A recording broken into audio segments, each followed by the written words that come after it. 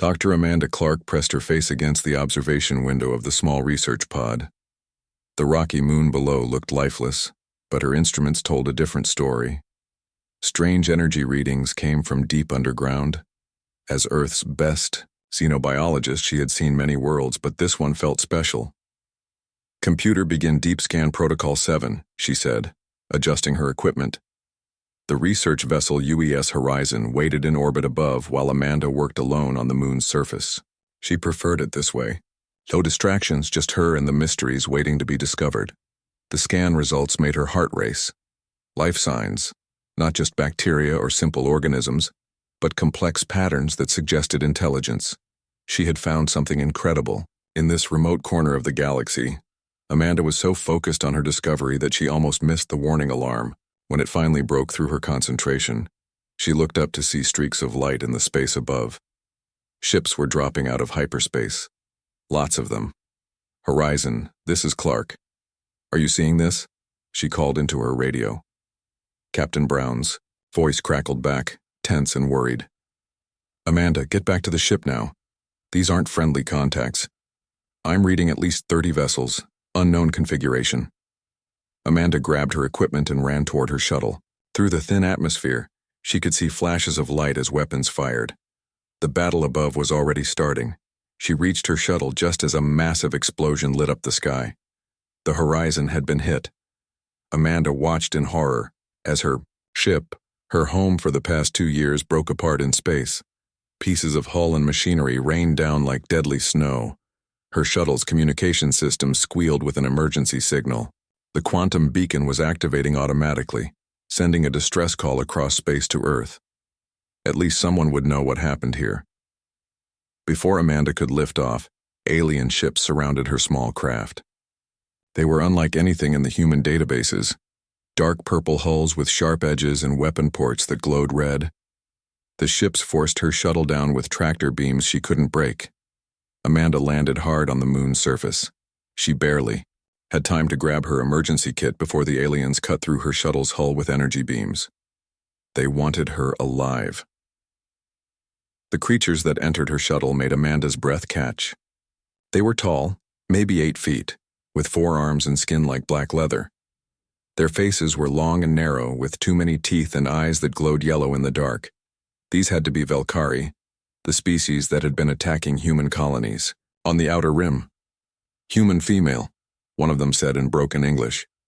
"You come with us. No resistance or we make it hurt." Amanda raised her hands slowly. "I'm a scientist, I'm not armed." The lead Velkari laughed, a sound like grinding metal. "All humans say they are harmless. Then they fight like demons when cornered. We know better now." They dragged her from the shuttle and up to their ship. The vessel was massive, easily 10 times larger than the horizon. Its corridors were dark and humid, designed for creatures that preferred heat and shadows. Amanda was brought to a large chamber where dozens of Velkari warriors waited. At the center sat the largest alien she had ever seen. His 4 arms were covered in scars and metal implants decorated his skull. This had to be their commander. "I am Zextal," the creature said, his English much better than the others. "You are my prisoner now, human scientist. Your ship sent interesting signals before we destroyed it. Research data that might be valuable." "My name is Dr. Amanda Clark," she replied, trying to keep her voice steady. "I'm conducting peaceful research under interstellar law. Attacking civilian vessels is a war crime." Zextal's laugh filled the chamber. "War crime? Little human, your species is about to learn what real war looks like. We have been studying you. Earth sends its ships far from home, leaving your colonies poorly defended. Soon we will strike at the heart of human space." He leaned forward, his yellow eyes fixed on Amanda's face. "You will tell us about Earth's defenses, about your military capabilities, about the locations of your hidden bases." "I'm a biologist," Amanda said. "I study plants and animals. I don't know anything about military secrets." "Perhaps. But you will talk eventually. All species do when properly motivated." Zextal gestured to his warriors. "Take her to the holding cells. Let her think about her situation for a while." The Velkari guards dragged Amanda through more dark corridors. The ship was huge, easily holding thousands of crew members. She passed laboratories, weapon storage areas, and barracks full of soldiers. This wasn't just a single vessel. It was a mobile warbase. The holding area was deep in the ship's core. Amanda's cell was small and bare, with walls that hummed with energy fields. She wasn't alone. Dozens of other prisoners filled nearby cells, members of species she didn't recognize. All of them looked defeated, hopeless. An alien in the next cell turned toward her. It looked like a large reptile walking on two legs, with intelligent eyes and fine scales covering its body. "Another one for the slave markets," the creature said in perfect English. "I am Kethmore of the Saurian Republic. What species are you?" "Human." "I'm Amanda. What happened to all of you?" "The Velkari happened," Kethmore replied bitterly.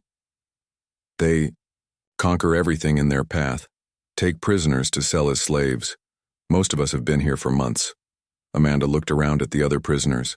Some were crying softly. Others stared at nothing, lost in despair. All of them had given up hope of rescue. "How long before they reach the slave markets?" Amanda asked. "We are already moving toward Velkari space.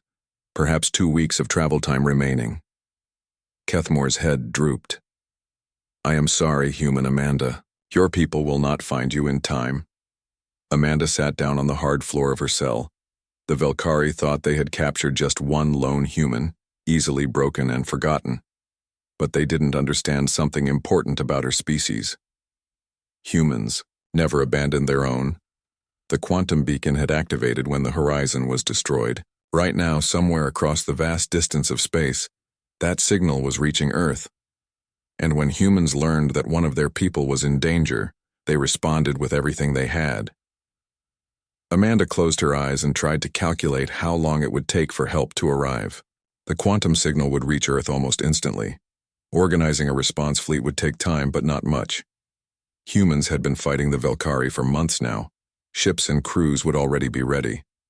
The Velkari thought she was alone and helpless. They were about to learn just how wrong they could be. In the darkness of her cell, Amanda Clark began to plan. She wouldn't just wait for rescue. She would be ready when it came. Admiral Katie Morrison was drinking coffee in her office when the quantum alert came through. The emergency signal cut through every other communication in Fleet Command, demanding immediate attention. She set down her cup and activated the secure channel. The message was simple but devastating. Research vessel UES Horizon destroyed. All crew presumed dead except one. Dr. Amanda Clark captured by hostile forces. Location transmitted. Velkari fleet confirmed. Katie had been fighting the Velkari for 8 months now. They were ruthless, efficient, and completely without mercy. But they had just made their biggest mistake. They had taken a human prisoner. "Computer, initiate Emergency Protocol 7, she commanded. "Full fleet mobilization. Priority Alpha." Across Earth's orbital shipyards, automated systems began waking up. Lights came on in darkened ships. Crews received emergency calls, pulling them from sleep, meals, and time with family. Within minutes, thousands of people were running toward their vessels. Captain Jake Sullivan was in his quarters reading when the alert reached the dreadnought UES Retribution. He had commanded the massive warship for 3 years, but had never received a priority Alpha mobilization order. "All hands to battle stations," he announced over the ship's communication system. "This is not a drill, we have a rescue mission." Jake's crew of 800 moved with practiced precision. The Retribution was one of humanity's most powerful warships, bristling with railguns, missile tubes, and energy weapons. But more than that, it was home to some of the finest soldiers Earth had ever produced. Lieutenant Lisa Grant, Jake's weapons officer, was the first to reach the bridge. "Captain, what's our situation?" "The Velkari took one of our people," Jake replied, pulling up the tactical display. "Dr. Amanda Clark, xenobiologist from the research vessel Horizon. We're going to get her back." Lisa's expression hardened. Like all military personnel, she had heard the horror stories about Velkari prison camps. "How many ships are we taking, sir?" "All of them." Within 6 hours, The largest human fleet in history was assembled. 237 warships, of every class from fast attack corvettes to massive carrier vessels loaded with fighters. The fleet included ships from Earth's Navy, colonial defense forces, and even corporate security vessels whose crews had volunteered for the mission. Dr. Richard Hayes stood in the shuttle bay of the Retribution, still hardly believing he was there. As Amanda's former research partner and closest friend, he had demanded to be included in the rescue mission. Admiral Morrison had agreed, knowing that his expertise with xenobiology and his personal knowledge of Amanda could prove valuable. "Dr. Hayes, welcome aboard," Captain Sullivan said, approaching the scientist. "I understand you worked closely with Dr. Clark." "For 5 years," Richard replied. "She's brilliant, stubborn, and braver than she has any right to be. If anyone can survive Velkari captivity, it's Amanda." Jake nodded. "We're going to bring her home, Doctor, I promise you that." The fleet's destination was the Kepler 442 system, nearly 800 light-years from Earth. At maximum hyperspace speed, the journey would take 4 days.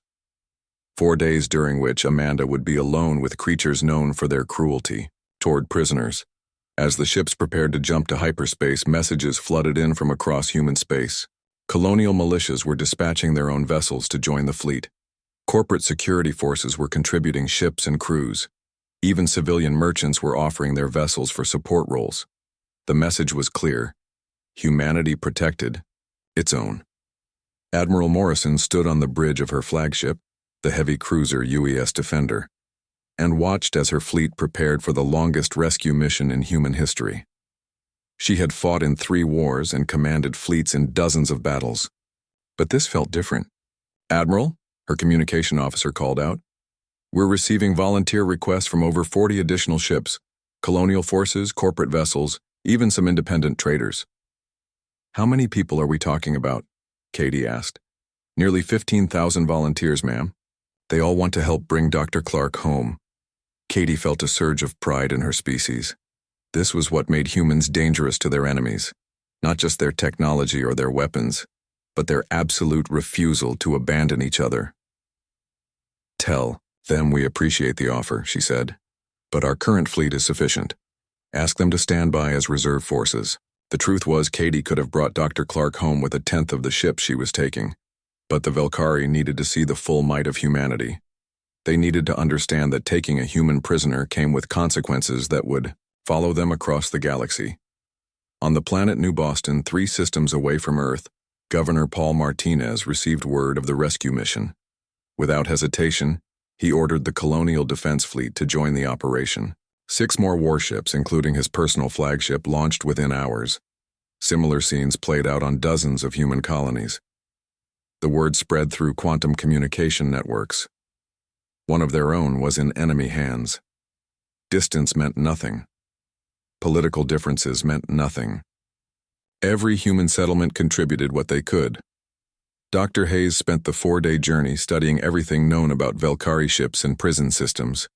He worked 18-hour days, driven by fear for Amanda and determination to help her in any way possible.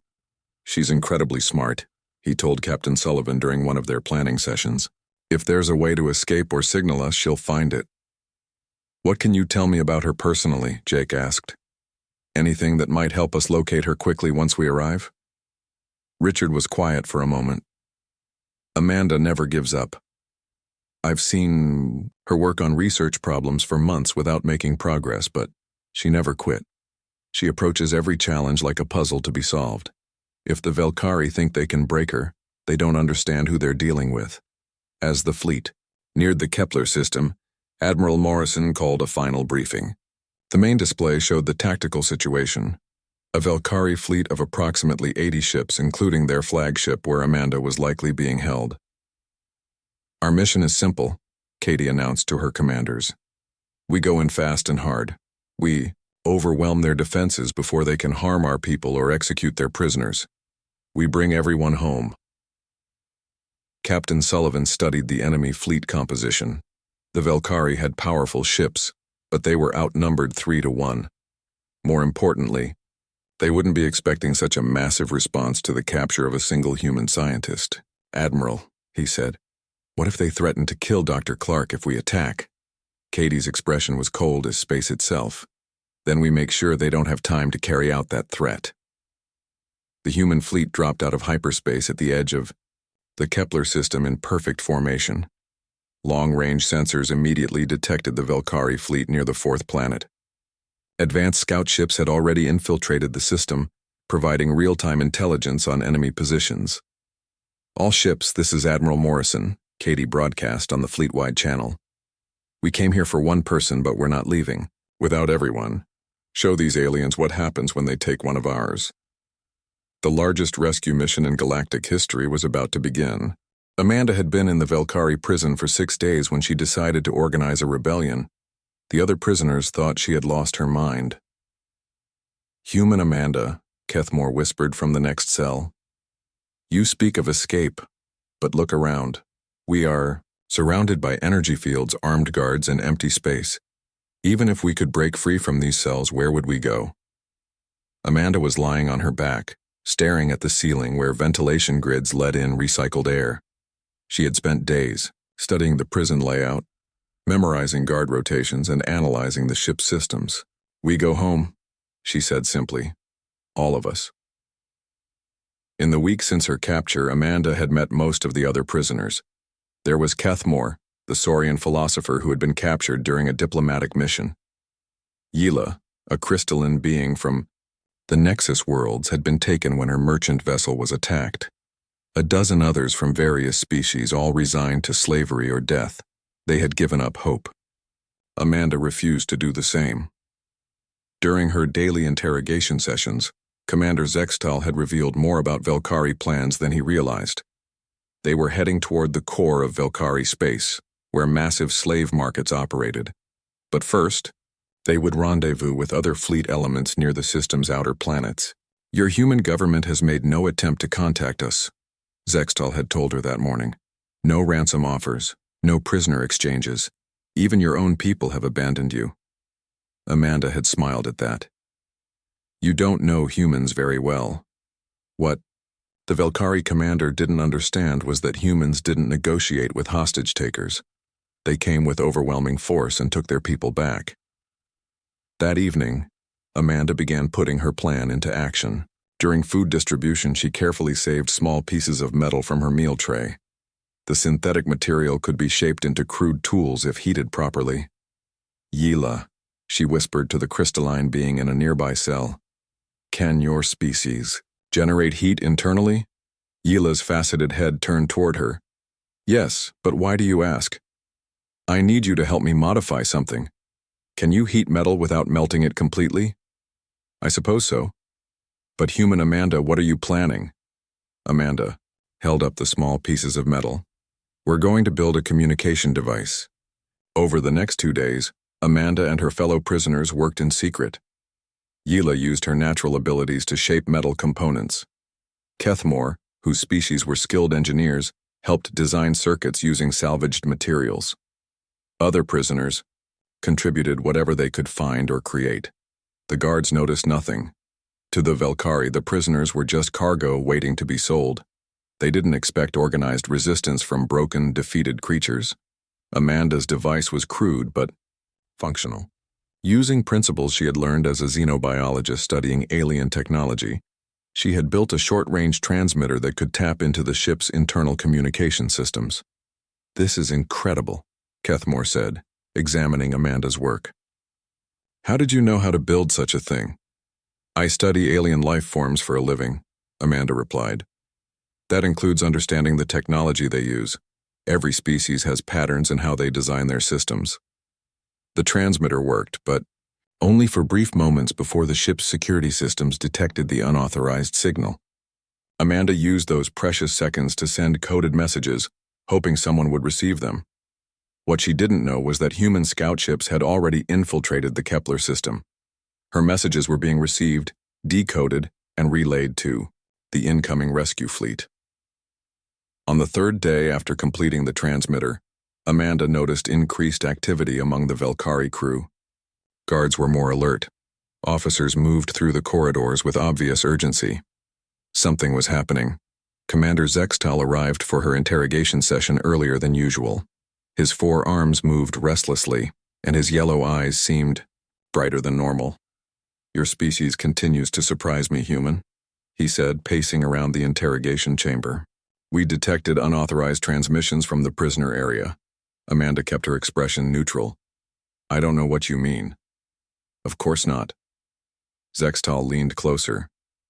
"But it does not matter. Soon we will reach the slave markets, and you will be someone else's problem." "What if I told you that help is coming?" Amanda asked. "What if I said that my people never abandon their own?" Zextal laughed, that grinding metal sound she had learned to hate. "Help?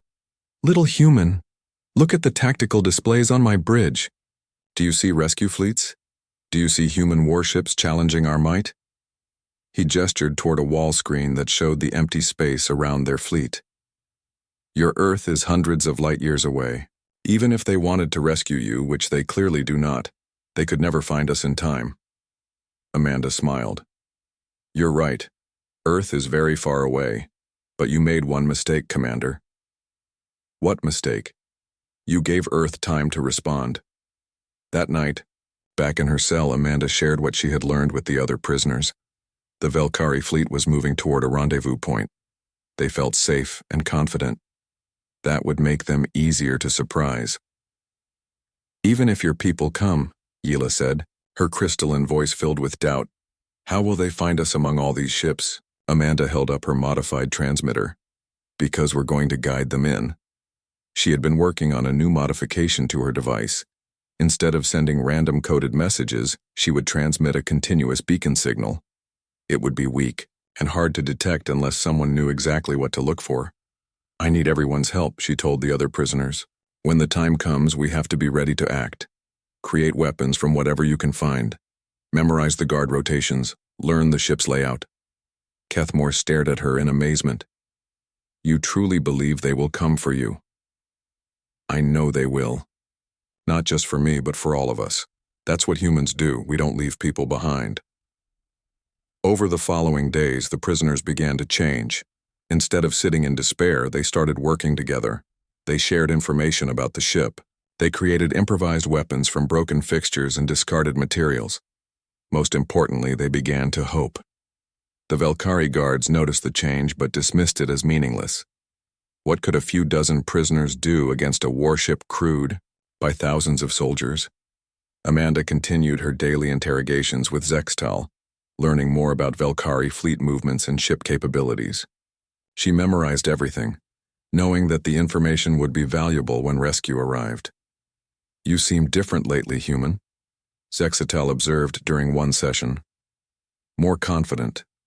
Have you finally accepted your fate?" "I've accepted my situation," Amanda replied carefully. "But fate is something we make for ourselves." Philosophical words from a scientist who will soon be chopping vegetables in some merchant's kitchen on Velkari Prime. Amanda met his yellow gaze steadily. "We'll see." What neither Amanda nor Zextal knew was that human scout ships were already in the system, using stealth technology to observe the Velkari fleet. Amanda's beacon signals were being tracked and analyzed. The rescue fleet was just hours away from arriving. In her cell that night, Amanda made final preparations. She had distributed pieces of her communication device to other prisoners, creating a network that could jam Velkari internal communications when activated. She had identified the locations of emergency systems that could be sabotaged. Most importantly, she had convinced dozens of aliens from multiple species that freedom was possible. "Tomorrow," she whispered to Kethmore in the darkness. "I can feel it. Tomorrow everything changes." The Saurian philosopher looked at her with something approaching reverence. "How can you be so certain?" Amanda smiled, thinking of Earth and the people she knew were coming for her. "Because I know my species, and the Velkari are about to learn what happens when you take one of ours." The human fleet appeared at the edge of the Kepler system like a force of nature. 237 warships dropped out of hyperspace in perfect formation, their weapons already charging and targeting systems locked onto the Velkari. Fleet Commander Zextal was drinking fermented blood wine in his command chamber, when his tactical officer burst in without permission. "Commander, unknown contacts dropping out of hyperspace. Multiple vessels, massive energy signatures." Zextal's forearms moved to his weapons as he rushed to the bridge. What he saw on the tactical display made his blood run cold. Human ships, dozens of them. More than his intelligence reports had suggested Earth could possibly field. "How many?" he demanded. "Scanner readings indicate over 200 vessels, sir. Dreadnoughts, battle cruisers, carriers, destroyers. This is not a rescue mission. This is an invasion fleet."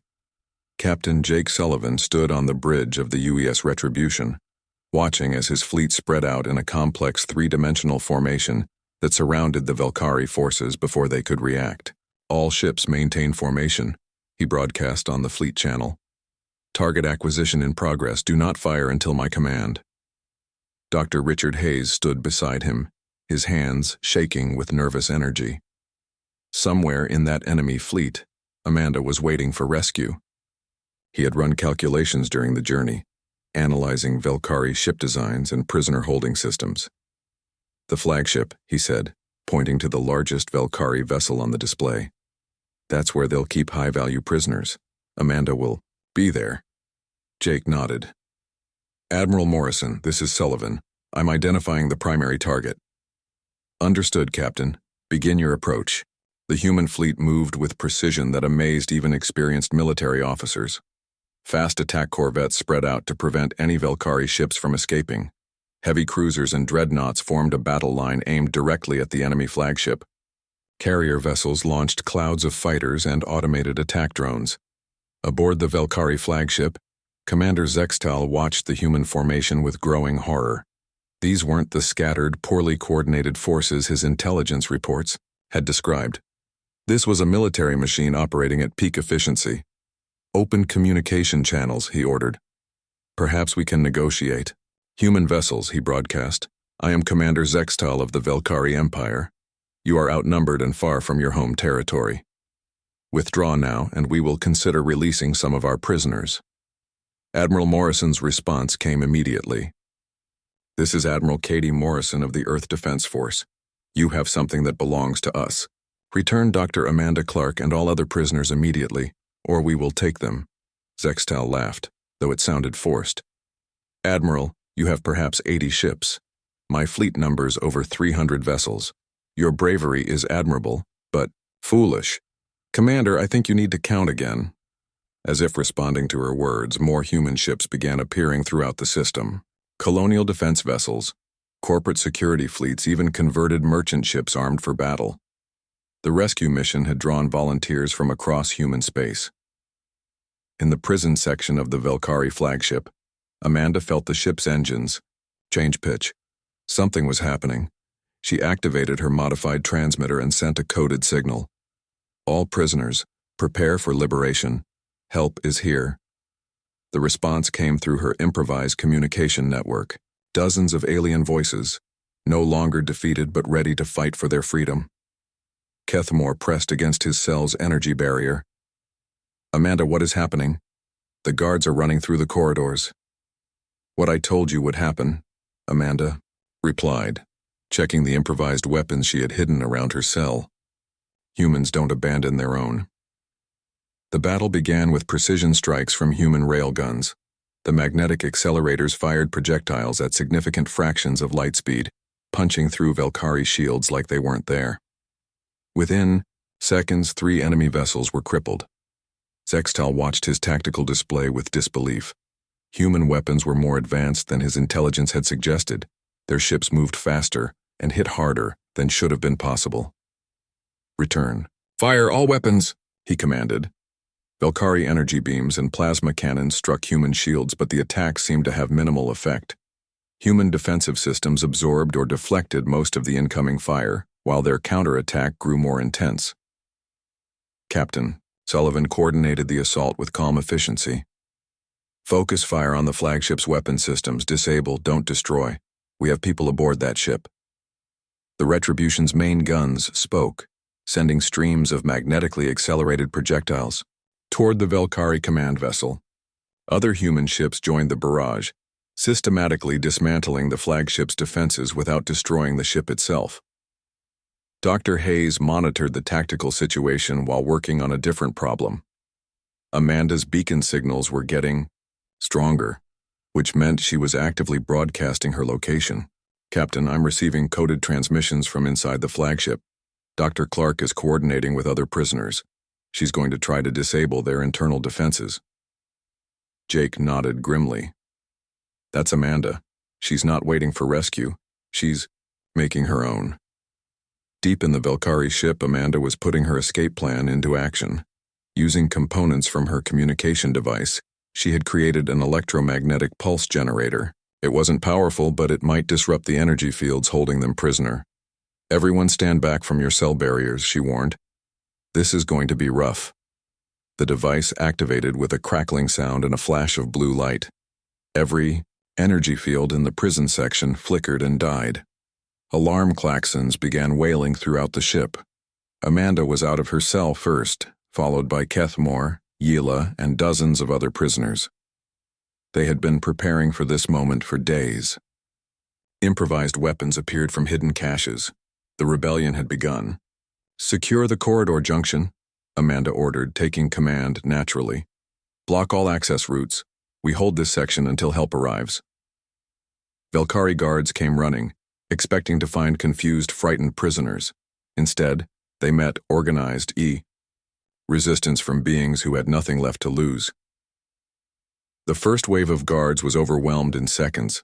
On the bridge of the flagship, Zextal received reports of the prison break with mounting panic. Not only was his fleet being systematically destroyed by human forces, but his prisoners were fighting back. "Commander, the humans are requesting communication," his officer reported. "Put them through," Zextal snarled. Admiral Morrison's voice filled the bridge. "Commander, your situation is hopeless. Your fleet is disabled. Your prisoners have escaped their cells. Surrender now and we will treat your crew according to interstellar law." "Never. We are Valkyrie. We do not surrender to inferior species." "Then you force our hand." The human attack intensified. More railgun strikes disabled the flagship's engines and power systems. Automated drones swarmed around the ship, cutting through armor plating to reach critical systems. In the prison section, Amanda heard the sounds of battle drawing closer. Human Marines had boarded the ship and were fighting their way toward the detention area. "Hold this position," she told the other prisoners. "Our people are coming." The first human soldier to reach their position was a young Marine named Corporal Steve Carter. He took one look at Amanda and grinned. "Dr. Amanda Clark?" "Ma'am, Admiral Morrison sends her regards. We're here to take you home." Amanda felt tears. She hadn't allowed herself to shed, finally starting to flow. "Not just me, Corporal. All of us. We're not leaving anyone behind." "Yes, ma'am. That's the plan." The battle for the Valkyrie flagship was brief but intense. Human Marines, supported by the liberated prisoners who knew the ship's layout, quickly secured all critical areas. Zextal's crew, facing overwhelming odds and trapped in a disabled vessel, finally surrendered. Within 6 hours of the fleet's arrival, every human prisoner had been rescued, along with dozens of aliens from other species. Medical teams worked around the clock to treat injuries and trauma. The human ships provided food, clothing, and transportation for everyone who needed it. Commander Zextal, now a prisoner himself, was brought before Admiral Morrison. The proud Valkyrie warrior looked broken and defeated.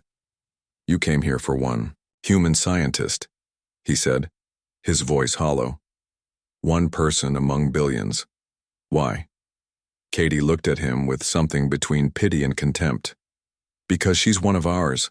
That's what you never understood about humans.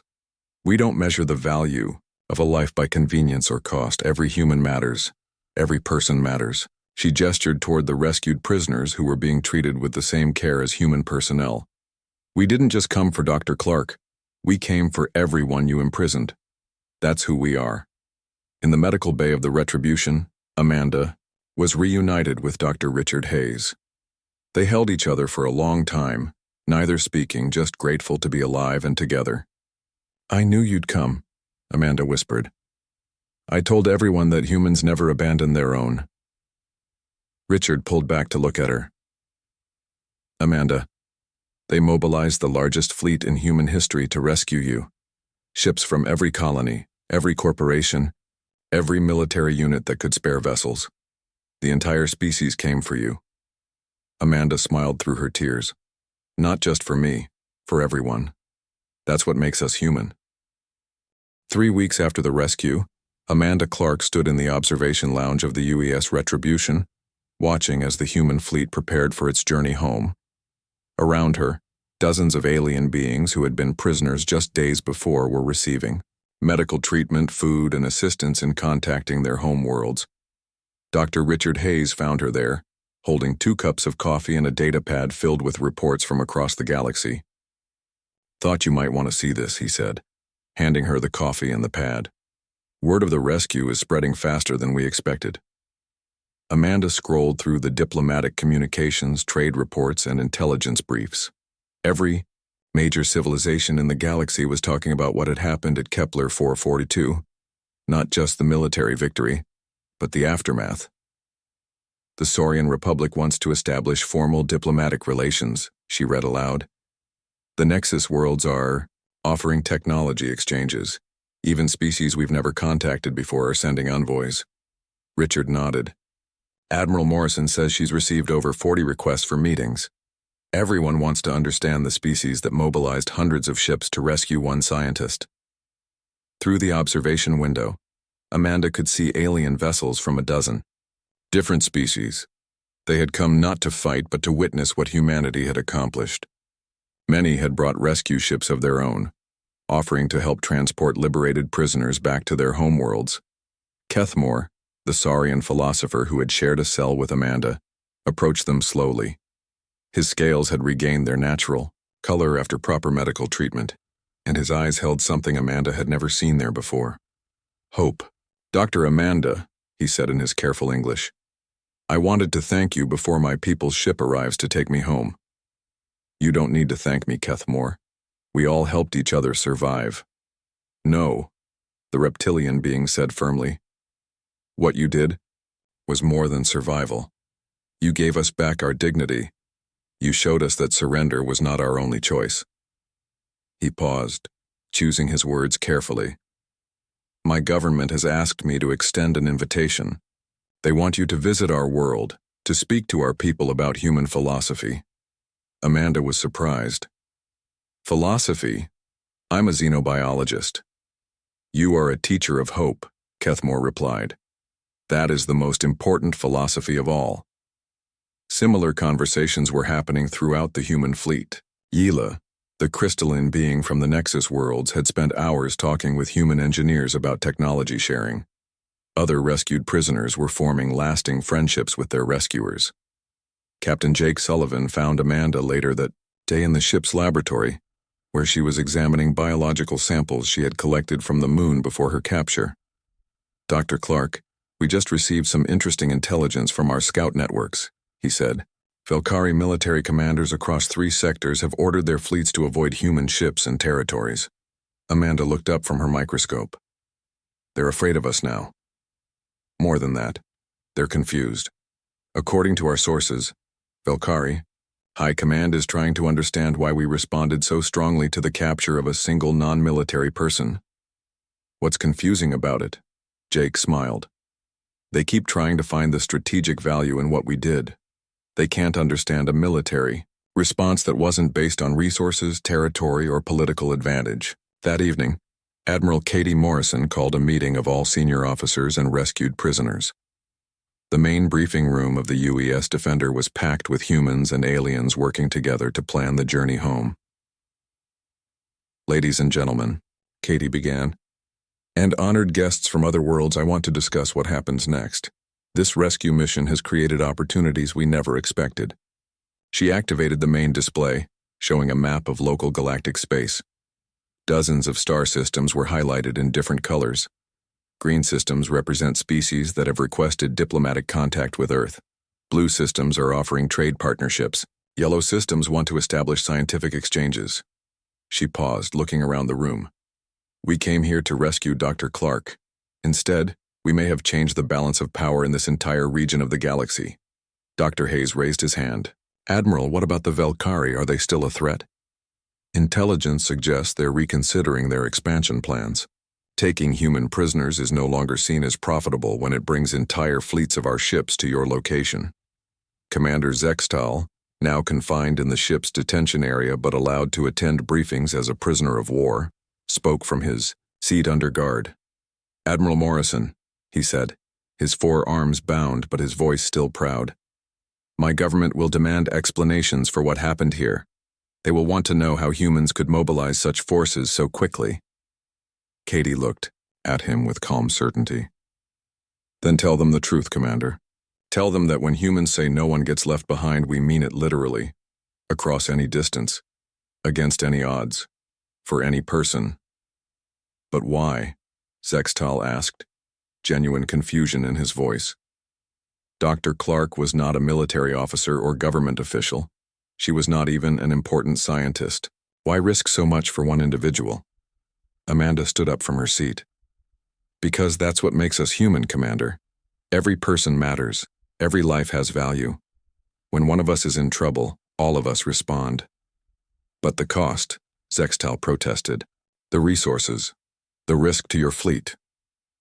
"Was worth it," Admiral Morrison said firmly. "Every ship, every soldier, every resource we used was worth bringing our people home." Over the following days, as the fleet made its way back toward human space, Amanda worked with communication teams to send messages to the home worlds of the rescued prisoners. The responses that came back were overwhelming.